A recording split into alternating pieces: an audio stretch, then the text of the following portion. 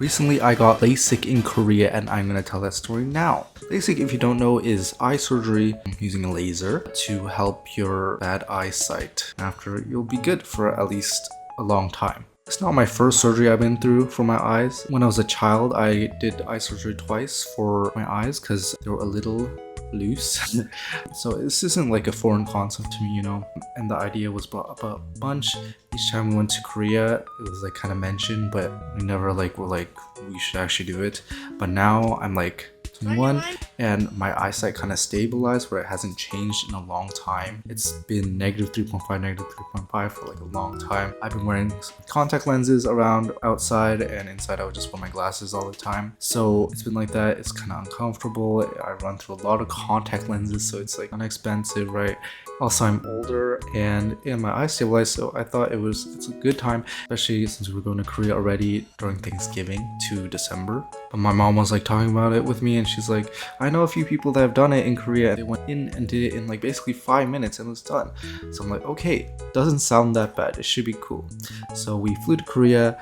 We did a bunch of shopping and cafe hopping, whatever you do in Korea, right? And then we went to one of our grandparents' places and met a bunch of our cousins, aunts, and uncles, and we were all just talking, eating dinner. And I mentioned I was getting LASIK, and my cousin was like, oh my god, I have gotten eye surgery before for basically LASIK. I think it might be a little different from LASIK, I'm not really sure, but she was like, I went through that, and for her it was super, I think it was, she chose the version she did because it was less risk, but the process is way harder and like hurts a lot more. So she talked about her experience. She was hurting like crazy and she hasn't felt that type of pain before for like days, and like she was shut in her room in the dark, just like eyes closed for like days until it got better. And her parents were even like talking about how they felt so bad for her during that time. I'm hearing that doesn't make me feel that great,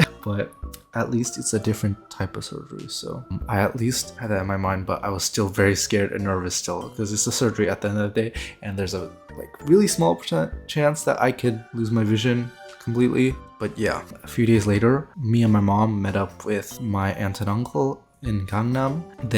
Their son actually, my cousin, actually had LASIK before at that hospital that I went to, so it was kind of nice, and they got to like introduce us and stuff. I actually really like that place. It's really nice and like everything set up really well, I feel like, and really clean.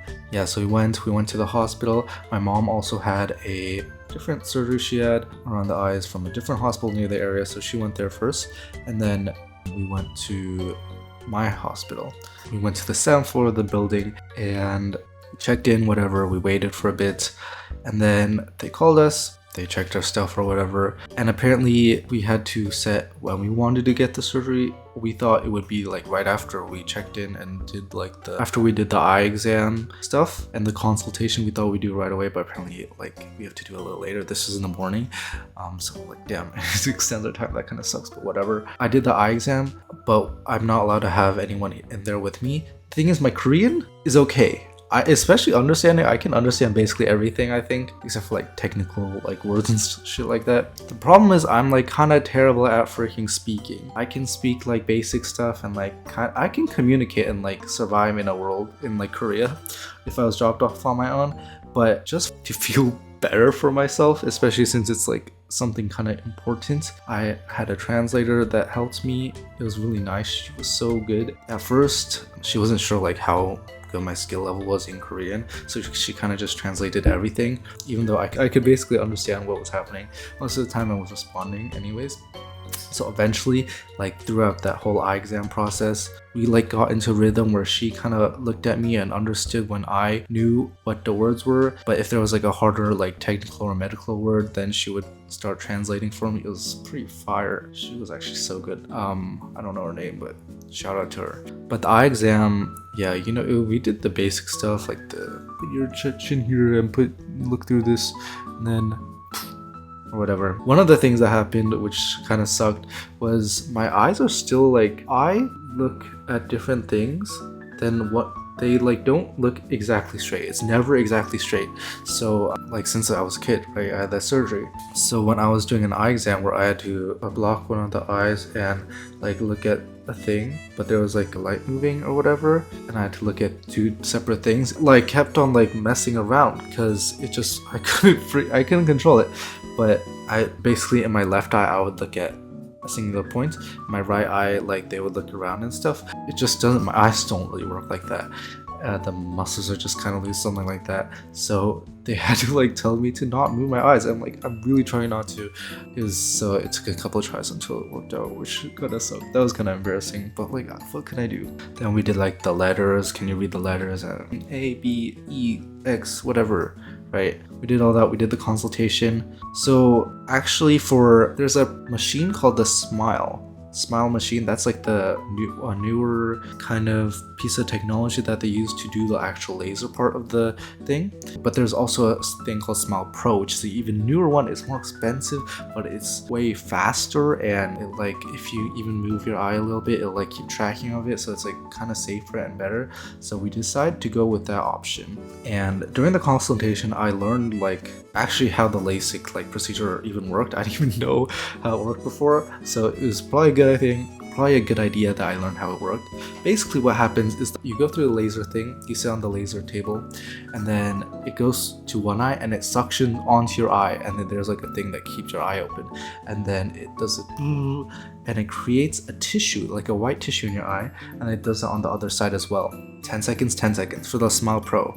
The Smile takes a little longer, I think, like maybe 30 seconds. So the Smile Pro is like really quick, and that's like less error can happen during that time, you know. Once that's over, you walk over to the surgery table, and then the surgeon actually cuts open your eye and then takes out that little tissue, and then they put on like a vitamin thing, and then it's basically done. So good to know. I had no idea how that worked before. So then after the consultation we paid, and then basically we had to wait for a few hours. Before that they actually showed us the waiting area where we could wait, because apparently the hospital, if you go down a few floors, there's a place where you could, it's basically a bunch of cubicles, and they have like beds and like chairs where you can just lay down or sit when you're healing, which is really nice. And basically they reserved one for us because I could wait during that time if I wanted to, but like no, I don't really want to. I want to go eat out and get coffee also, so I kind of just left it there, but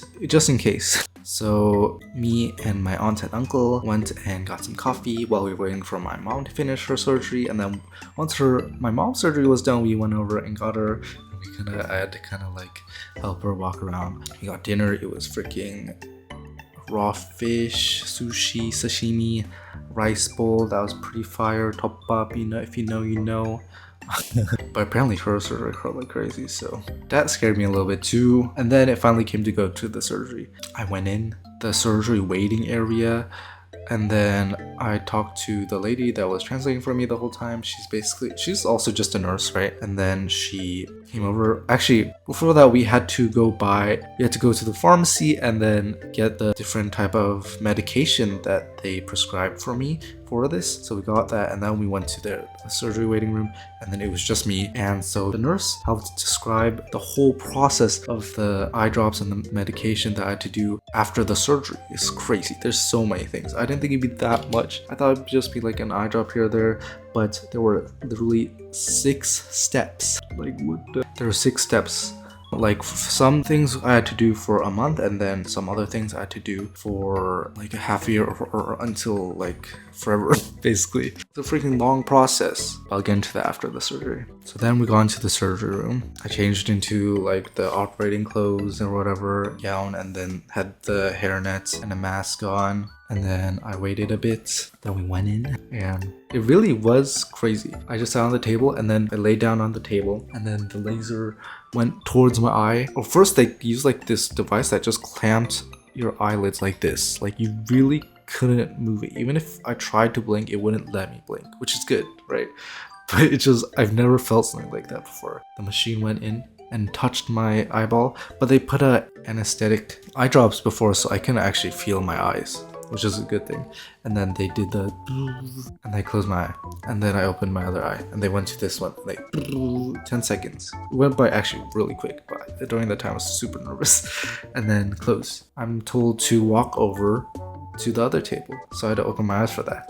But once I opened my eyes, there's just like these white blobs in the middle of my eyes, and felt I've never had something like just like blocking my vision like that right there. It was like I thought maybe this is how visually impaired people see it. I don't know. I mean, first time I've experienced something like that. It's very weird. So then I went to the other table, and then I laid down, and then they told me to close my eyes again while I was waiting.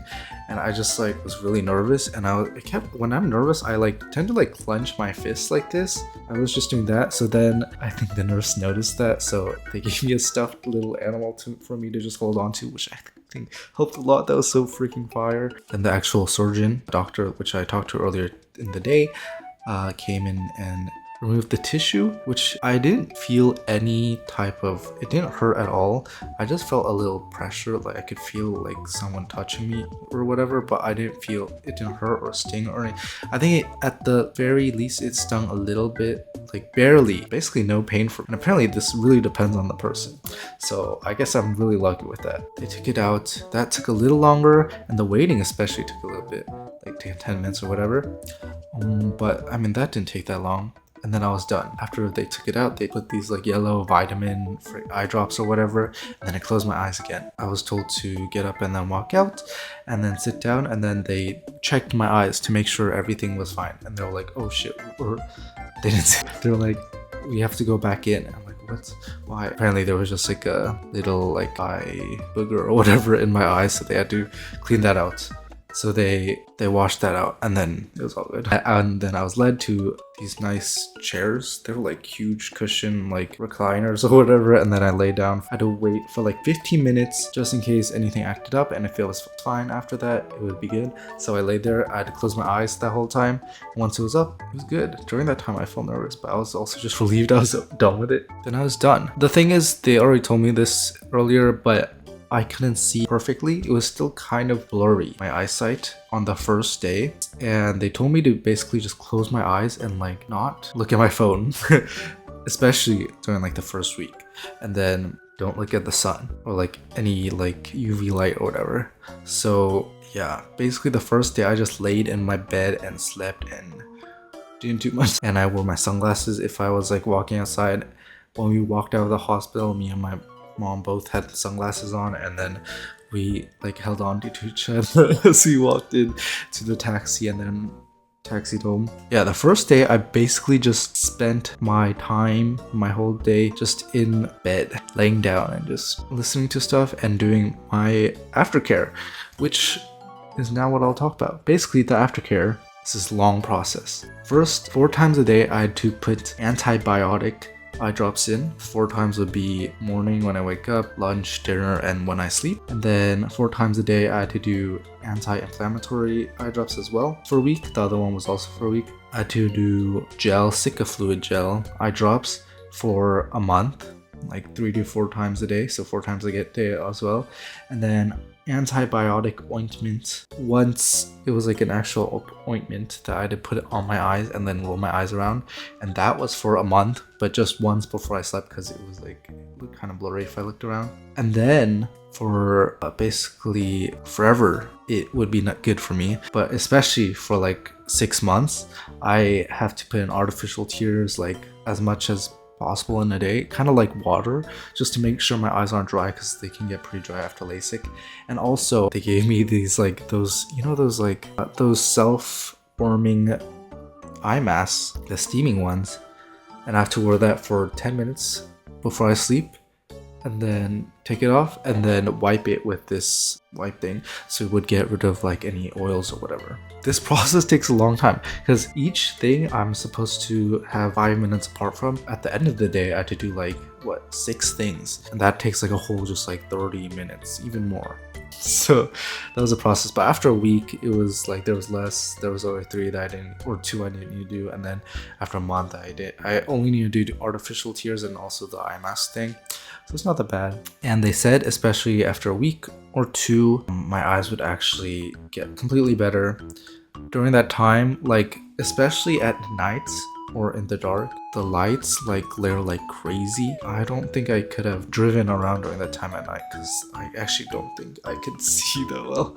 Eventually, my eyes, it was basically clear on the second day, but there were like some small things that it were a little blurry and like not as good, especially like light in the dark and stuff. But then eventually, after like a week or two, it got better. And now I see very well, and I just have to be careful about not looking at my phone in the dark and just looking at my phone in general, which has helped me manage that a little more because I already was looking at my phone like crazy.